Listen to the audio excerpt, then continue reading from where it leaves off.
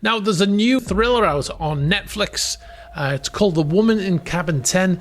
It is it's a thriller with Keira Knightley, starring from the one from Pirates of the Caribbean, and it's based on a super yacht. And in the show, the yacht's name is Aurora Borealis, and it flies a Norwegian flag, and it's meant to be in Norway, I believe, or they're meant to be sailing to Norway. Now, the yacht in the show is a real yacht, but it's not called that. It's called Motor Yacht Savannah, and it flies a Marshall Islands flag in reality. So they've put that flag on for the show, clearly. Now, like I said, it's when they filmed that show, it's meant to be. I think that when they bought it, I haven't seen the show myself, but when they bought it, I believe that in the UK, and then they sailed to Norway, I think. Now, I've only seen the trailer, but it's interesting. A couple of things I've seen from it. There's one scene where she first boards the vessel, and they ask her to remove her shoes, which is quite realistic. Because mostly for the crew removing shoes, it all depends on the yacht. Most of the time I've seen when visitors go on board, they're allowed to keep their shoes on, but every yacht is different.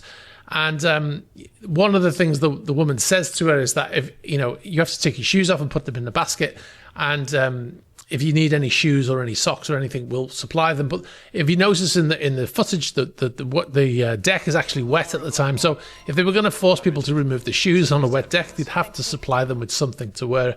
But it's pretty realistic, the scene. I'll have to watch the show, and then maybe I'll do a video where we can talk about how realistic it is, what they show on board. Now, Motor Yacht Savannah was built by Fedship. It's an 85-meter yacht, 274 feet. We've done a lot of stuff on Savannah over the years. I think I did one in Monaco years ago, like maybe 2018 or something like that, where I talked about it from outside. It can carry 22 guests in 10 cabins. Built in 2015. It's one of the first yachts built that could run on hydrogen, but it uses methanol to create it. It does not have hydrogen fuel cell like Breakthrough. But same company that built it, though, Fedship. Value is around $140 million. Now, the owner was Lucas London, not London, from Switzerland. He died in 2022, and his family put the yacht up for sale soon after. But it only sold in 2025 after the price was reduced by almost 30 million euros. And the yacht changed hands, like I said, this year. So the new owner, obviously, making some money from Keira Knightley and the crew going on board.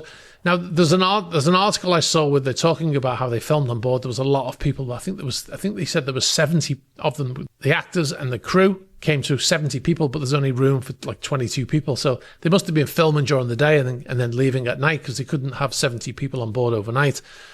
But they were talking about how they weren't allowed to touch things and stuff like that. So it's quite a fun interview. Like I said, I'll watch the show. Maybe we'll do a little review of the show, and we can talk about how realistic what we see in the footage is. Like I said, I've only seen the trailer, which you're seeing right now as I talk about it. But yeah, it's always good to see a super yacht on TV. Hi, thanks very much for watching this video. If you want to see the full news videos, click on the link over here.